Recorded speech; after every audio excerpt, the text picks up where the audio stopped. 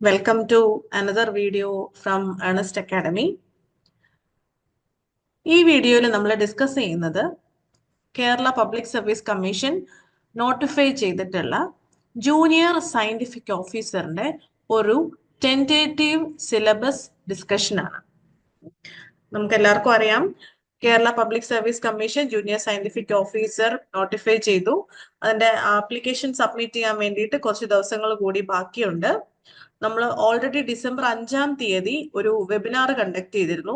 വെബിനാറിൽ ഉൾപ്പെട്ടിരുന്നത് ഈ ഒരു നോട്ടിഫിക്കേഷൻ വന്നതിനെ കുറിച്ചും ഈ ഒരു ജൂനിയർ സയന്റിഫിക് ഓഫീസർ ജോബ് പ്രൊഫൈലിനെ പറ്റിയും അതിന്റെ പ്രീവിയസ് എക്സാമിനേഷൻസ് എപ്പോഴൊക്കെയാണ് നടന്നത്, അതിന്റെ ഒരു വർഷത്തെ ക്വസ്റ്റ്യൻ പേപ്പറിന്റെ ഒരു ഡിസ്കഷൻ, അതുകൂടാതെ തന്നെ കുറച്ച് റെഫറൻസ് ബുക്കുകൾ, ഏതൊക്കെ ടൈപ്പ് ബുക്കുകൾ റെഫർ ചെയ്താൽ ഈ ഒരു എക്സാം ക്രാക്ക് ചെയ്യാനായിട്ട് സാധിക്കും എന്നുള്ള കാര്യങ്ങളാണ് നമ്മൾ ഇന്ന് ഡിസ്കസ് ചെയ്തത്. അപ്പൊ അന്ന് നമ്മൾ കഴിഞ്ഞ ആ ഒരു വെബിനാറിൽ ഡിസ്കസ് ചെയ്തപ്പോ പറഞ്ഞു, junior scientific officer Kerala PSC 2 exam ആണ് നടന്നിട്ടുള്ളത്. അത് രണ്ടും 2 ഡിപ്പാർട്ട്മെന്റിലേക്ക് വേണ്ടിയിട്ടാണ് നടന്നത്. ഒന്ന് കേരള ഹെൽത്ത് സർവീസസിലേക്കും 2 കെമിക്കൽ എക്സാമിനേഴ്സ് ലബോറട്ടറിയിലേക്കും വേണ്ടിയിട്ടാണ് നടന്നത്.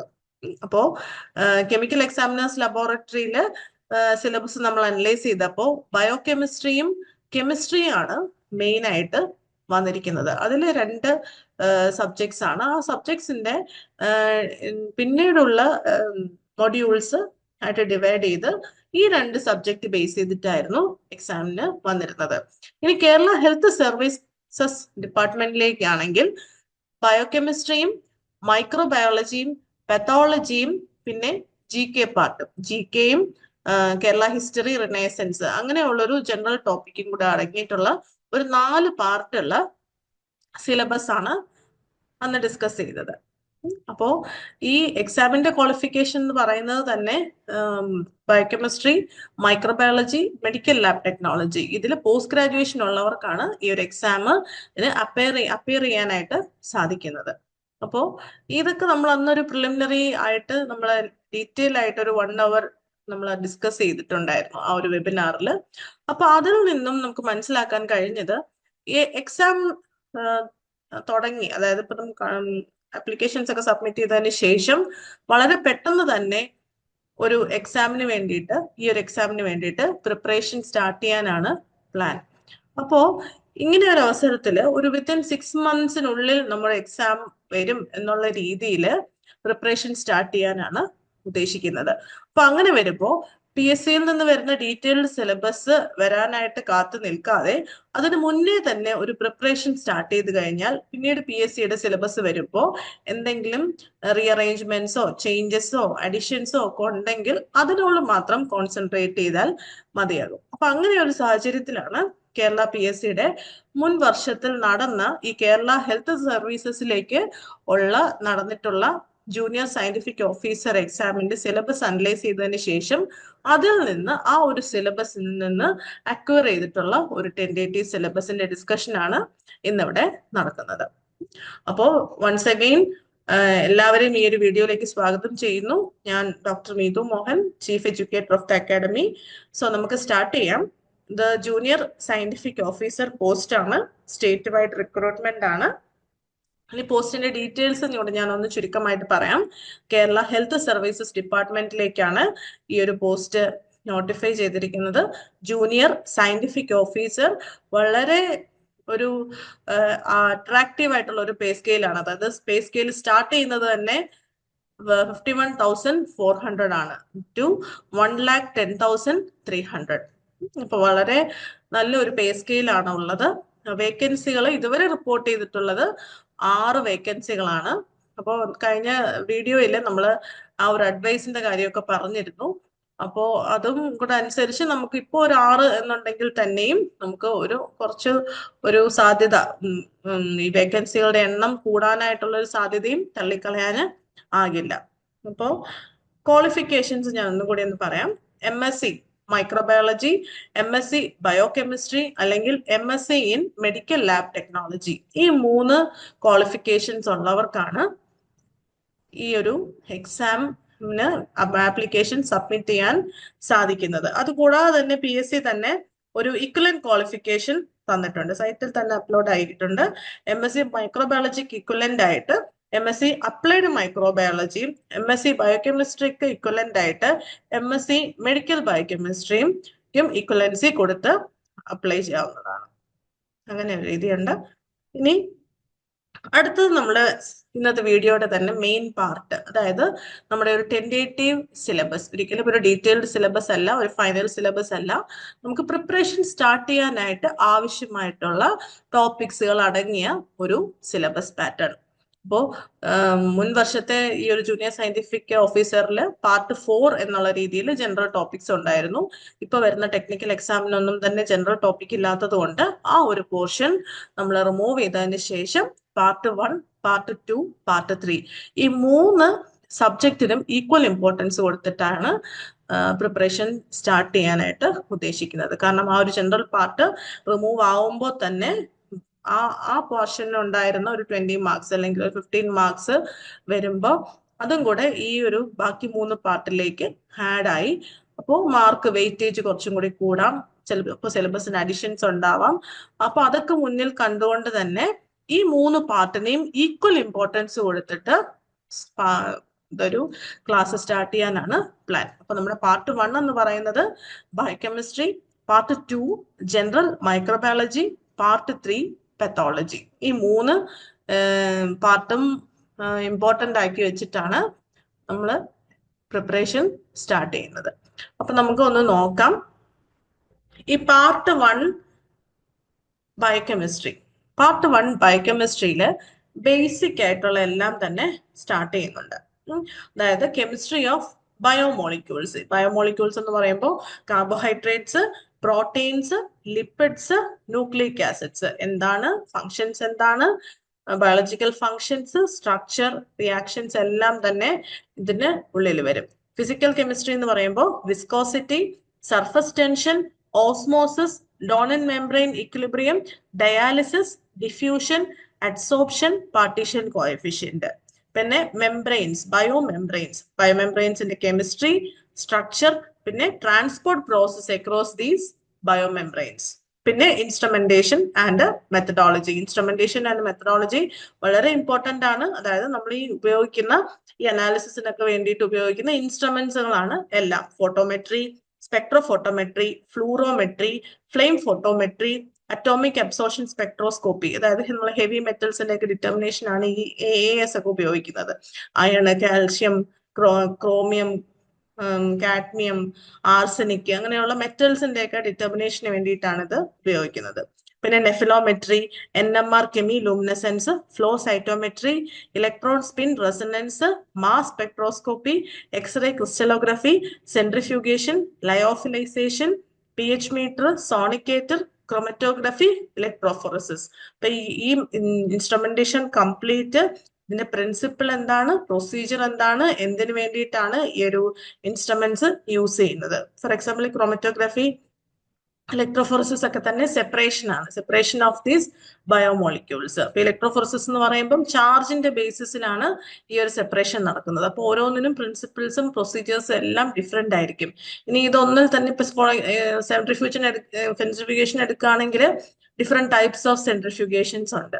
അപ്പൊ അങ്ങനെയുള്ള ഓരോ ഇൻസ്ട്രുമെന്റിന്റെയും ഡീറ്റെയിൽഡ് ആയിട്ട് പഠിക്കേണ്ടതായിട്ടുണ്ട്.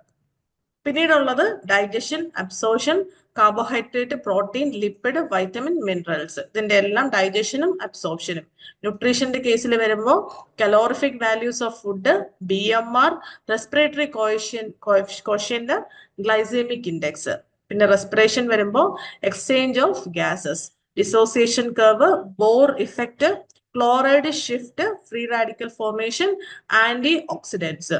ഡീടോക്സിഫിക്കേഷനില് phase 1 and phase 2, microsomal and non-microsomal. Metabolism of drugs, role of cytochrome P450, enzymes and subtypes. പിന്നെ മെറ്റബോളിസവും ഇൻബോൺ എറേഴ്സ് ഓഫ് മെറ്റബോളിസം. മെറ്റബോളിസത്തില് carbohydrate, protein, lipid, nucleic acid, haem and vitamins, minerals. ഇതിന്റെ എല്ലാം മെറ്റബോളിസവും അതിന്റെ ഇൻബോൺ എറേഴ്സ് ഓഫ് മെറ്റബോളിസവും. പിന്നെ hormones എന്ന് പറയുമ്പം secretions ആണ്. അത് ക്ലാസിഫിക്കേഷൻ എന്താണ്, എങ്ങനെയാണ് ഓരോ ഹോർമോണിന്റെ ആക്ഷൻ, റെഗുലേഷൻ, സെക്രീഷൻ, ആ ഹോർമോൺസിന്റെ ഒരു chemistry, metabolism, biological functions and disorders of hypothalamus and pituitary, thyroid gland, parathyroid, pancreas, adrenal gland, gonadal hormones. പിന്നെ ETC, one of the important part of biochemistry ആണ് ETC, electron transport chain. These thermodynamics of electron transport, components and different complexes in ETC, inhibitors of ETC, mitochondrial electron transporters and shuttle systems. പിന്നെയുള്ളത് enzymes അതിന്റെ classification, nomenclature എന്ന് പറയുന്നത് naming ആണ്. ക്ലാസിഫിക്കേഷനും നെയിമിങ്ങും, കോ enzymes എന്താണ്, cofactors എന്താണ്, mechanism of enzyme action, factors affecting enzyme action, enzyme kinetics, enzyme inhibition, regulatory enzymes, enzyme immobilization, clinical enzymology, use of enzymes in industrial technology, പിന്നെ enzymes. അപ്പൊ എൻസൈംസിന്റെ ആ ഒരു പോർഷനിൽ നിന്ന് തന്നെ ഇത്രയും കാര്യങ്ങൾ സബ് ടോപ്പിക്സ് വരുന്നുണ്ട്. പിന്നെ ഫംഗ്ഷൻ ടെസ്റ്റ് എന്ന് പറയുമ്പോൾ നമുക്കിങ്ങനെ സിംഗിൾ ലൈനിൽ ഇങ്ങനെ കാണുന്നെങ്കിലും ഓരോന്നിനും സെപ്പറേറ്റ് ഫംഗ്ഷൻ ടെസ്റ്റുകളാണ്. Liver function test, renal function test, അതായത് kidney function test, pancreas, thyroid, gastric, fetoplacental, gonadal malabsorption studies. പിന്നെ അടുത്തതായിട്ട് ബഫർ സിസ്റ്റം, ബോഡി ബഫേഴ്സ്, ബോഡിയിലെ acid base regulations, preparation of buffer solution, ഇലക്ട്രോലൈറ്റും ബ്ലഡ് ഗ്യാസ് അനാലിസിസും. പിന്നീട് വളരെ basic ആയിട്ടുള്ള glass വെയേഴ്സിനെ പറ്റി, ഗ്ലാസ് വെയേഴ്സ് എങ്ങനെയാണ്, അതിനെ ഗ്ലാസ് വെയേഴ്സിന്റെ calibration, cleaning of glass wares for various investigations. പിന്നെ body fluid analysis of renal and biliary calculi, purification of water and quality checking. പിന്നെ interconversion of units, basic ആയിട്ടുള്ള units ഉൾപ്പെടെ molar, millimolar, normal, milliequivalent, molality, osmolality, percentage. പിന്നെ principles and procedure, normal values of various parameters analysed in the clinical chemistry laboratory. Basic ആയിട്ടുള്ള clinical chemistry ലബോറട്ടറിയിലുള്ള എല്ലാ അനാലിസിസിന്റെയും പ്രിൻസിപ്പളും പ്രൊസീജിയറും അതിന്റെ normal level, for example blood glucose levels അങ്ങനെയൊക്കെ വരുമ്പോൾ ഇത്ര milligram per DL, decilitre, അങ്ങനെയൊക്കെ ഉള്ളതിന്റെ ബേസിക് ആയിട്ടുള്ള എല്ലാ പ്രിൻസിപ്പൾസും പ്രൊസീജിയറും നോർമൽ വാല്യൂസും ഉൾപ്പെടെയാണ് വന്നിരിക്കുന്നത്. പിന്നെ quality control, internal and external QC programme, QC ചാർട്ടുകൾ, QC സാമ്പിൾസ്. പിന്നെ ഓട്ടോമേഷനിലെ various types of auto analysers, advantages and disadvantages. ഇമ്മ്യൂണോളജിയിലെ antigen antibody, monoclonal and polyclonal antibodies, immunoglobulin classes, antigen antibody reactions. Immunology എന്ന് പറയുമ്പോൾ it is a branch of science which deals with the study of immune system. അതാണ് immunology എന്ന് പറയുന്നത്. അതായത് നമ്മുടെ ബോഡിയിലെ ആന്റിജനും ആന്റിബോഡി ഇന്ററാക്ഷൻസ്. ആന്റിജൻ എന്ന് പറയുന്നത് it is A foreign body which is attacking the human, അതാണ് ആന്റിജൻ എന്ന് പറയുന്നത്. ആന്റിബോഡി എന്ന് പറയുമ്പോൾ ഈ വരുന്ന ഫോറിൻ ബോഡീനെ ചെറുത്തു നിൽക്കാൻ വേണ്ടി നമ്മുടെ ബോഡി സെക്രീറ്റ് ചെയ്യുന്ന പ്രോട്ടീൻസിനെയാണ് ആന്റിബോഡീസ് എന്ന് പറയുന്നത്. അപ്പോൾ അത് വളരെ ഇമ്പോർട്ടന്റ് ആണ് ഇമ്മ്യൂണോളജി എന്ന് പറയുന്നത്. പിന്നെ complement system, hypersensitivity reaction, MHC, cytokine, പിന്നെ cell mediated and humoral immunity. Auto ഇമ്മ്യൂണിറ്റിയും ഓട്ടോ ഇമ്മ്യൂൺ ഡിസീസസ് എന്താണ്, അത് വെറൈറ്റി ഓഫ് ഡിസീസസ് ഉണ്ട്, ഓട്ടോ ഇമ്മ്യൂൺ ഡിസീസസ് എന്നൊക്കെ പറയുന്നത്. പിന്നെ വാക്സിൻസ്, ഇമ്മ്യൂണൈസേഷൻ, ഇത്രയും അടങ്ങിയിട്ടുള്ളതാണ് ഇമ്മ്യൂണോളജി എന്ന് പറയുന്ന ഒരു ടോപ്പിക്. അതുകൂടാതെ തന്നെ immunological techniques, different techniques used in immunology. അതാണ് ഈ ഇമ്മ്യൂണോളജിക്കൽ ടെക്നിക്സ്. അഗ്ലൂട്ടിനേഷൻ ഉണ്ട്, പ്രസിപ്പിറ്റേഷൻസ് ഉണ്ട്, ഇമ്മ്യൂണോ ഡിഫ്യൂഷൻ ഉണ്ട്, ഇമ്മ്യൂണോ ഇലക്ട്രോഫോറസിസ് ഉണ്ട്, കോംപ്ലിമെന്റ് ഫിക്സേഷൻ ഉണ്ട്, ഇമ്മ്യൂണോ ഫ്ലൂറസൻസ് ഉണ്ട്, എലൈസ, RIA എന്ന് പറയുമ്പോൾ റേഡിയോ ഇമ്മ്യൂണോ അസേ ആണ്. പിന്നെ nephelometric immunoassay, chemiluminescence immunoassay, Western blotting, different blotting techniques ഉണ്ട്, ഫ്ലോ സൈറ്റോമെട്രി ആൻഡ് FACS. പിന്നെ വരുമ്പോൾ മോളിക്കുലാർ ബയോളജിയും റീകോമിനന്റ് DNA ടെക്നോളജിയും. അഡ്വാൻസ്ഡ് മോളിക്കുലാർ ലെവലിൽ വരുമ്പോൾ എന്താണ് cell cycle, DNA replication, DNA repair, transcription, genetic code, post transcriptional processing, reverse transcriptase എൻസൈംസിനെ പറ്റി, പിന്നെ protein synthesis, post translational modification, protein targeting, inhibitors of protein synthesis, gene expression. അപ്പൊ ഈ molecular biology എന്ന് കേൾക്കുമ്പോൾ തന്നെ നമ്മൾ ഒരു 3 കാര്യങ്ങൾ ഓർക്കണം. Central dogma of molecular biology എന്നറിയപ്പെടുന്ന റെപ്ലിക്കേഷൻ, ട്രാൻസ്ക്രിപ്ഷൻ, ട്രാൻസ്ലേഷൻ. ഇപ്പോൾ റെപ്ലിക്കേഷൻ എന്ന് പറയുമ്പോൾ ഒരു DNA-യിൽ നിന്ന് ഒരു കോംപ്ലിമെന്ററി DNA സിന്തസൈസ് ചെയ്യുന്ന പ്രോസസ്സാണ് റെപ്ലിക്കേഷൻ. ഒരു DNA-യിൽ നിന്ന് ഒരു മെസ്സഞ്ചർ RNA സിന്തസൈസ് ചെയ്യുന്ന പ്രോസസ്സാണ് ട്രാൻസ്ക്രിപ്ഷൻ. ആ ട്രാൻസ്ലേഷൻ എന്ന് പറയുന്നത് ആ ഒരു RNA-യിൽ നിന്ന് പ്രോട്ടീൻസിന്റെ സിന്തസിസ്. അപ്പൊ ഈ 3 അതാണ് ഈ കൊടുത്തിരിക്കുന്നത്. DNA റെപ്ലിക്കേഷനും ട്രാൻസ്ക്രിപ്ഷനും പോസ്റ്റ് ട്രാൻസ്ക്രിപ്ഷനൽ, അതായത് ട്രാൻസ്ക്രിപ്ഷൻ കഴിഞ്ഞതിന് ശേഷമുള്ള പ്രോസസ്സിംഗ് അല്ലെങ്കിൽ മോഡിഫിക്കേഷൻ, പിന്നെ ട്രാൻസ്ലേഷൻ പ്രോട്ടീന്റെ സിന്തസിസ്. പോസ്റ്റ് ട്രാൻസ്ലേഷണൽ മോഡിഫിക്കേഷൻ എന്ന് പറയുമ്പോൾ ട്രാൻസ്ലേഷൻ കഴിഞ്ഞിട്ടുള്ള മോഡിഫിക്കേഷൻസ്. അപ്പൊ ഇതെല്ലാം വളരെ ഡീറ്റെയിൽ ആയിട്ട് ഇൻഡെപ്തിൽ തന്നെ പഠിച്ചേ പറ്റുള്ളൂ. കാരണം നമ്മുടെ ഒരു പോസ്റ്റ് ഗ്രാജുവേഷൻ ലെവൽ ആയതുകൊണ്ട് തന്നെ ഒരു എബവ് ദ സ്റ്റാൻഡേർഡ് ക്വസ്റ്റ്യൻസ് ആയിരിക്കും ഉറപ്പായിട്ട് വരുന്നത്. പിന്നെ ഓപ്പറോൺസ്. എന്താണ് ഓപ്പറോൺസ് എന്നുള്ളത്? Chromosomes, gene amplification, gene switching, recombination, enhancers, mutation. പിന്നെ RDNA technology, recombinant DNA technology use ചെയ്യുന്ന എൻസൈംസ് ആണ് ആദ്യം തന്നിരിക്കുന്നത്. റെസ്ട്രിക്ഷൻ എൻഡോന്യൂക്ലിയേസും DNA ലിഗേസും. പിന്നെ vectors chimeric molecules, cloning vectors, gene library എന്നാൽ എന്ത്, ഹൈബ്രിഡൈസേഷൻ, ബ്ലോട്ടിംഗ് ടെക്നിക്കുകൾ അതിന്റെ application, different other techniques, RFLP, gene therapy എന്താണ്, ട്രാൻസ്ജെനസിസ് എന്താണ്, DNA fingerprinting, DNA sequencing, DNA probe, പിന്നെ hybridoma technology, PCR, prenatal diagnosis of genetic disorders. ഇത്രയാണ് ബയോകെമിസ്ട്രിയിൽ main ആയിട്ട് വരുന്നത്. ഇത്രയും ഒരു ലാർജ് ടോപ്പിക് തന്നെയാണ്.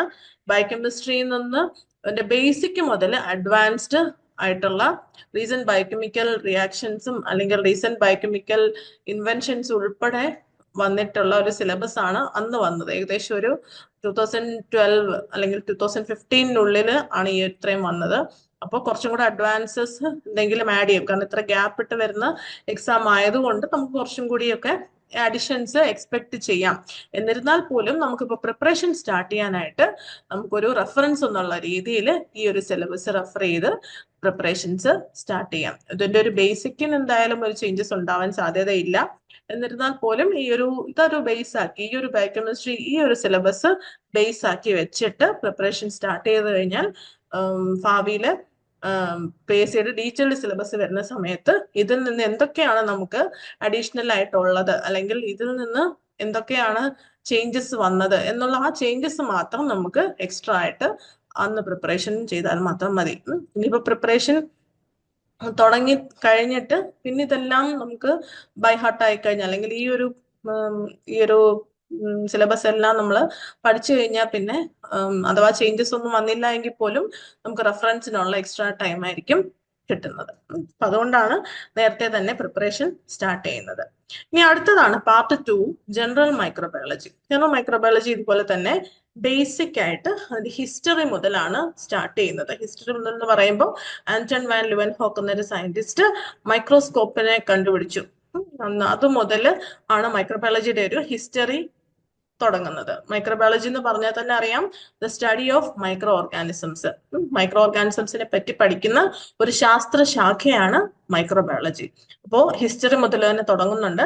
History and scope of microbiology, safety methods in microbiology laboratory, sterilisation and disinfection. സ്റ്റെറിലൈസേഷനും ഡിസ്ഇൻഫെക്ഷനും എന്താണ്, അത് തമ്മിലുള്ള ഡിഫറൻസ് എങ്ങനെയാണ്, പിന്നെ testing of disinfectants, quality control and sterilisation, പിന്നെ മൈക്രോസ്കോപ്സ് എന്താണ്. ഈ മൈക്രോസ്കോപ്പ് എന്നുള്ളത് ഇവിടെ പറഞ്ഞിരിക്കുന്ന ഒരു സിംഗിൾ വേർഡ് ആണെങ്കിൽ പോലും മൈക്രോസ്കോപ്പ് എന്താണ്, ഏത് പ്രിൻസിപ്പിളിലാണ് മൈക്രോസ്കോപ്പ് വർക്ക് ചെയ്യുന്നത്, എത്ര ടൈപ്പ് മൈക്രോസ്കോപ്സ് ഉണ്ട്, അത് ഓരോന്നിന്റെയും ആപ്ലിക്കേഷൻ, ഇത്രയും ചേരുമ്പോഴാണ് ഈ മൈക്രോസ്കോപ്പ് എന്നുള്ള ഒരു സിംഗിൾ വേർഡ് കംപ്ലീറ്റ് ആവുന്നത്. അപ്പോൾ ഡിഫറെന്റ് ടൈപ്സ്, പ്രിൻസിപ്പിൾസ്, ആപ്ലിക്കേഷൻ. പിന്നെ parts of each microscope, micrometry, ഒരു മൈക്രോസ്കോപ്പിന്റെ different parts, bacterial cells, stain and staining methods, classification of medically important bacteria, fungus, viruses and parasites. Bacterial metabolism എങ്ങനെയാണ്, bacterial growth curve എങ്ങനെയാണ്, growth റിക്വയർമെന്റ്സിന് എന്തൊക്കെ ആവശ്യമുണ്ട്, culture media എന്നാൽ എന്താണ്? നമ്മൾ ബാക്ടീരിയസിനെ കൾച്ചർ ചെയ്യാൻ ഉപയോഗിക്കുന്ന ആ ഒരു സബ്സ്ട്രേറ്റിനെയാണ് നമ്മൾ കൾച്ചർ മീഡിയ എന്ന് പറയുന്നത്. കൾട്ടിവേഷൻ ആൻഡ് ഐഡന്റിഫിക്കേഷൻ മെത്തേഡ്സ്, ബാക്ടീരിയയുടെ ജെനറ്റിക്സ് ആൻഡ് ജെനറ്റിക് എഞ്ചിനീയറിംഗ്, ഇത്രയും അടങ്ങുന്നതാണ് ഒരു പ്രിലിമിനറി പാർട്ട്. പിന്നെ അത് കഴിഞ്ഞിട്ട് systematic and diagnostic bacteriology. Main ആയിട്ട് ഈ ഒരു മൈക്രോബയോളജിയിൽ ബാക്ടീരിയോളജി, പാരസൈറ്റോളജി, മൈക്കോളജി, വൈറോളജി, ഇങ്ങനെയുള്ള ഒരു 4 സബ് പാർട്ടീഷൻസ് ആണ് ഈ ഒരു ജനറൽ മൈക്രോബയോളജി എന്നുള്ള മെയിൻ പാർട്ടിൽ വരുന്നത്. അപ്പോൾ ആ ഒരു ഹിസ്റ്ററിയും ജനറൽ ഒരു പ്രൊഫൈലൊക്കെ കഴിഞ്ഞതിന് ശേഷം ഡയറക്റ്റ് ആയിട്ട് അടുത്തത് ബാക്ടീരിയോളജിയിലേക്കാണ് വരുന്നത്. അത് സിസ്റ്റമാറ്റിക് ആൻഡ് ഡയഗ്നോസ്റ്റിക് ബാക്ടീരിയോളജി.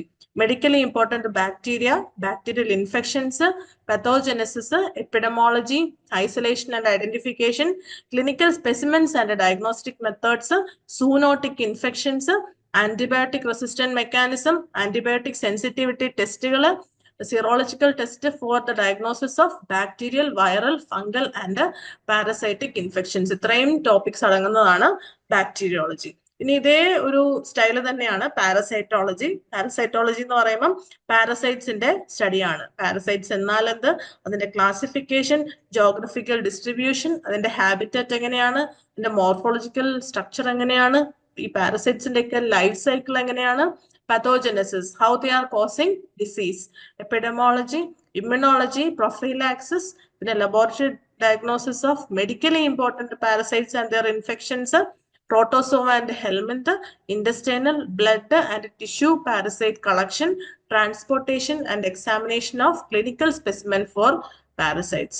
അപ്പോൾ അതിന്റെ പാരസൈറ്റ്സും അതുപോലെ തന്നെ ബേസിക് ആയിട്ട് തുടങ്ങി ക്ലാസിഫിക്കേഷൻ സ്ട്രക്ചർ മുതൽ എങ്ങനെയാണ് അതിന്റെ ക്ലിനിക്കൽ എക്സാമിനേഷൻ എന്നുള്ള ടോപ്പിക് വരെ കവർ ചെയ്തിട്ടാണ് പാരസൈറ്റോളജി വന്നിരിക്കുന്നത്. ഇനി അതുപോലെ തന്നെയാണ് മൈക്കോളജി. മൈക്കോളജി എന്ന് പറയുമ്പോൾ സ്റ്റഡി ഓഫ് ഫംഗസ് ആണ് microbiology.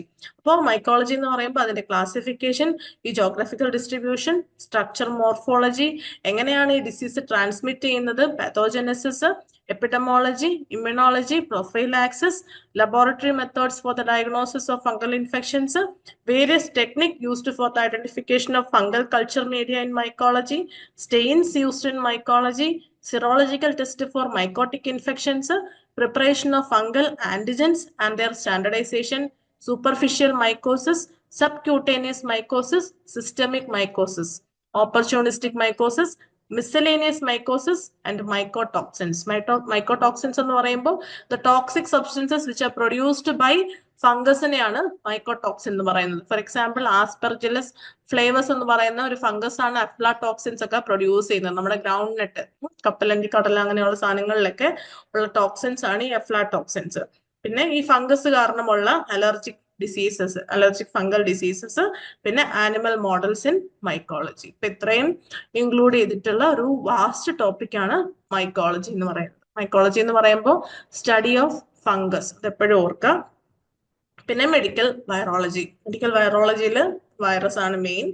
Systemic and clinical virology, pathogenesis, processing of clinical specimen, പിന്നെ emergence and reemergence of viral infection, diagnostic ടെസ്റ്റുകൾ, applied and recent advances in medical microbiology, nosocomial infections.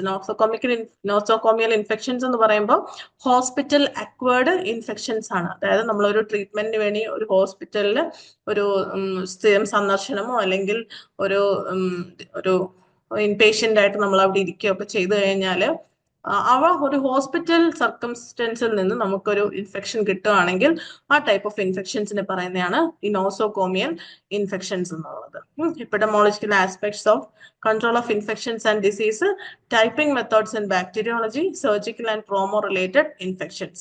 പിന്നെ microbial biofilm prevention, control and removal, role of microbiology lab for infection control in hospital, emerging infectious diseases, public health microbiology, microbiological analysis of water, air, milk and food. അപ്പൊ ഈ ഒരു വൈറോളജിയുടെ ആ ഒരു section കഴിഞ്ഞാൽ തന്നെ microbiological analysis ആണ് വരുന്നത്. അത് വാട്ടറിന്റെയും എയറിന്റെയും മിൽക്കിന്റെയും ഫുഡിന്റെയും ആണ് വരുന്നത്. പിന്നെ molecular diagnostics methods in microbiology, automation in diagnostic microbiology, management and organization of microbiology laboratory, or laboratory എങ്ങനെയാണ് കീപ്പ് ചെയ്യുന്നത്, ഓർഗനൈസ് ചെയ്യുന്നത്, quality and clinical microbiology lab, genetically modified organisms, ഒരു ഓർഗാനിസംസിന്റെ അല്ലെങ്കിൽ ഒരു മൈക്രോ ഓർഗാനിസത്തിന്റെ DNA-യിൽ എന്തെങ്കിലും ഒരു മോഡിഫിക്കേഷൻ നടത്തുകയാണ് using the rDNA technology, recombinant DNA technology വെച്ച് ഒരു മൈക്രോ ഓർഗാനിസംസിന്റെ ജനറ്റിക് സ്ട്രക്ചറിൽ ഒരു മോഡിഫിക്കേഷൻ നടത്തുകയാണ്. അപ്പൊ അങ്ങനെയുള്ള മൈക്രോ ഓർഗാനിസംസിനെയാണ് ജനറ്റിക്കലി മോഡിഫൈഡ് മൈക്രോ ഓർഗാനിസംസ് എന്ന് പറയുന്നത്. ഇനി ഈ മൈക്രോ ഓർഗാനിസംസിനെ ഉപയോഗിച്ചിട്ട് ഫുഡ് പ്രൊഡക്ഷനും നടക്കുന്നുണ്ട്. അതാണ് GM ഫുഡ്സ് എന്ന് പറയുന്നത്, ജനറ്റിക്കലി മോഡിഫൈഡ് ഫുഡ്. പിന്നെ മോളിക്കുലർ ഡയഗ്നോസ്റ്റിക് ടെക്നിക്സ് ഏതെങ്കിലും ഉണ്ടെങ്കിൽ medical microbiology, PCR and it's modifications. PCR എന്ന് പറയുന്നത് പോളിമറൈസ് ചെയിൻ റിയാക്ഷൻ ആണ്. പിന്നെ principles of recombinant DNA technology. ഇപ്പൊ ഇത്ര അടങ്ങിയിരിക്കുന്ന ഒരു സിലബസ് ആണ് ഈ ഒരു മൈക്രോബയോളജിക്ക് ഉള്ളത്. അത് കൂടാതെ തന്നെ അതിന്റെ ലാസ്റ്റ് പാർട്ട് എന്ന് പറയുമ്പോൾ care and management of laboratory animals, handling, feeding, breeding of common laboratory animals, bleeding of lab animals, killing of animal and disposal of carcasses, animal inoculation, animal house organization and management. ഇതിൽ കാർക്കേസസ് എന്ന് പറയുന്നത് നമ്മൾ dead ബോഡീസിനെയാണ് കാർക്കേസസ് എന്ന് പറയുന്നത്, എന്ന് വെച്ചാൽ animal dead ബോഡീസിനെയാണ് കാർക്കേസസ് എന്ന് പറയുന്നത്. അപ്പം ഈ മൈക്രോബയോളജിക്കൽ അല്ലെങ്കിൽ ഈ ഒരു ബയോകെമിക്കൽ സ്റ്റഡി ഒക്കെ വരുമ്പോൾ നമുക്ക് ആനിമൽസിനെ ആവശ്യമാണ്. ഫോർ എക്സാമ്പിൾ നമ്മുടെ ആൽബിനോ റാറ്റ്സ് എന്നൊക്കെ പറയുന്ന പോലെ കൂടുതലും ആൽബിനോ റാറ്റ്സിനെയാണ് നമ്മുടെ എക്സ്പെരിമെന്റ്സിനൊക്കെ വേണ്ടി യൂസ് ചെയ്യുന്നത്. അപ്പോൾ ആ ലബോറട്ടറി ആനിമൽസിന്റെ കെയറും അതിനെ കൊടുക്കേണ്ട മാനേജ്മെന്റ് എങ്ങനെയാണ്, അതിന്റെ ഫീഡിങ് എങ്ങനെയാണ്, how it should be handled, പിന്നെ ഈ ബ്രീഡ് ചെയ്തെടുക്കുന്ന ഈ ലബോറട്ടറി ഈ റാറ്റ്സിനെയൊക്കെ തന്നെ അതിന്റെ ബ്രീഡിങ്, പിന്നെ ലാബ് ആനിമൽസിന്റെ ഒക്കെ ഒരു എക്സ്പെരിമെന്റ് കഴിഞ്ഞിട്ട് അതിനെ കില്ല് ചെയ്യുന്നത് എങ്ങനെ, ബോഡി ഡിസ്പോസ് ചെയ്യുന്നത് എങ്ങനെ, ആനിമൽസിനെ എങ്ങനെ ഒരു സബ്സ്റ്റൻസ് നമുക്കൊരു എക്സ്പെരിമെന്റിന് വേണ്ടിയിട്ട് എന്തൊക്കെ കെമിക്കൽസിനെ എങ്ങനെയാണ് ഇനോക്കുലേറ്റ് ചെയ്യുന്നത്, അല്ലെങ്കിൽ ഒരു ഇത്ര ആനിമൽ ഹൗസ് എങ്ങനെയാണ് മാനേജ് ചെയ്യേണ്ടത്, എത്ര ഓർഗനൈസ് ചെയ്യണം, ഒരു ആനിമൽ ഹൗസിൽ എത്ര ആനിമൽസിനെ വരെ നമുക്ക് അക്കോമഡേറ്റ് ചെയ്യാം, അങ്ങനെയുള്ള കാര്യങ്ങളെല്ലാം ആണ് ഈ ഒരു ലാസ്റ്റ് ഒരു ചെറിയ സെക്ഷൻ വന്നിരിക്കുന്നത്. അപ്പൊ ഇത്രയും അടങ്ങുന്നതാണ് ഒരു ജനറൽ മൈക്രോബയോളജി പാർട്ട് എന്ന് പറയുന്നത്. അപ്പോൾ സ്റ്റാർട്ടിങ് വിത്ത് ഹിസ്റ്ററി ആണ് സ്റ്റാർട്ട് ചെയ്യുന്നത്. ഒരു general topic sterilisation, microscope, media, അങ്ങനെയുള്ള ജനറൽ ടോപ്പിക് എല്ലാം കഴിഞ്ഞതിന് ശേഷം ഇന്ന് ഇൻഡെപ്ത് ആയിട്ട് ഓരോ ടോപ്പിക് വൈസ് ഇമ്പോർട്ടൻസ് ആണ് കൊടുത്തിരിക്കുന്നത്. അത് ബാക്ടീരിയോളജി, പാരസൈറ്റോളജി, മൈക്കോളജി, വൈറോളജി, ഇങ്ങനെയാണ് ആ ഒരു ഓർഡർ. പിന്നെ അതിന് കഴിഞ്ഞതിന് ശേഷം വീണ്ടും ഒരു ജനറൽ ടോപ്പിക് മൈക്രോബയോളജിക്കൽ അനാലിസിസും and ending with animals, laboratory ആനിമൽസിന്റെയും ആൻഡ് ആനിമൽ ഹൗസസിന്റെയും പറ്റിയിട്ടുള്ള ഒരു ചെറിയ ടോപ്പിക്. ഇപ്പൊ ഇത്രയാണ് മൈക്രോബയോളജി, ജനറൽ മൈക്രോബയോളജി പാർട്ട് 2 അടങ്ങിയിരിക്കുന്നത്. ഇത് ലാസ്റ്റ് ആണ് പാർട്ട് 3 പെത്തോളജിയില്. പെത്തോളജി എന്ന് പറയുമ്പോൾ തന്നെ ദ സ്റ്റഡി ഓഫ് ഡിസീസസ് ആണ് പെത്തോളജി.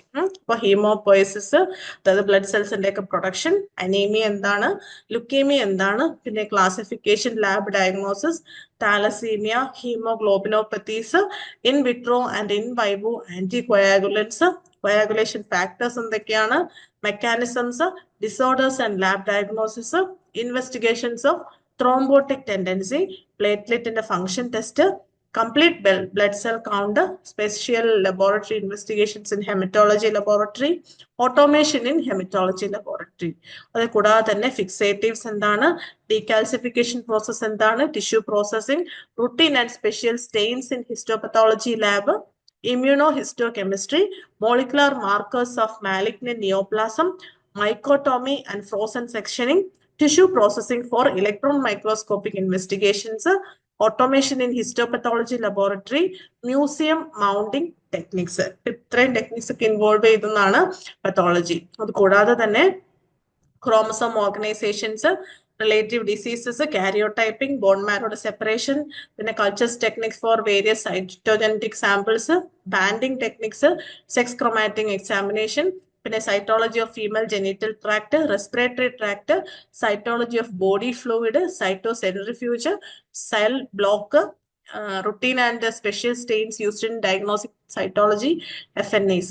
പിന്നെ ബ്ലഡ് ഗ്രൂപ്പിംഗ് എന്താണ്, blood grouping antigens, grouping technique, screening of ഡോണേഴ്സിന്റെ screening, disease transmitted through blood ട്രാൻസ്മിഷന്റെ സമയത്ത് ഉണ്ടാകുന്ന ഡിസീസിനെ പറ്റി ഡിസ്കസ് ചെയ്യുന്നുണ്ട്, ന്യൂക്ലിക് ആസിഡ്സിന്റെ testing, compatibility testing, ICT DCT, പിന്നെ ബ്ലഡ് കളക്ഷൻ എങ്ങനെയാണ്, ബ്ലഡ് പ്രിസർവേഷൻ എങ്ങനെയാണ്, പ്രോസസിംഗ് ആൻഡ് സ്റ്റോറേജ് എങ്ങനെയാണ്, ബ്ലഡ് കോമ്പണൻസിന്റെ സെപ്പറേഷൻ എങ്ങനെയാണ്, apheresis, autologous and exchange transfusion, blood transfusion reactions and its management, hemolytic disease of newborn, പിന്നെ blood substitutes, പിന്നെ അതുകൂടാതെ തന്നെ HLA typing, cross matching, MHC antigen and its importance in transplantationന്റെ സമയത്ത്, അതായത് organ ട്രാൻസ്പ്ലാന്റേഷന്റെ ഒക്കെ സമയത്ത്, molecular diagnostic techniques in diagnosis of hematological disorders, FISH, flow cytometry, immunophenotyping, autoimmune disorders, tumor markers, quality control and quality assurance in hematology,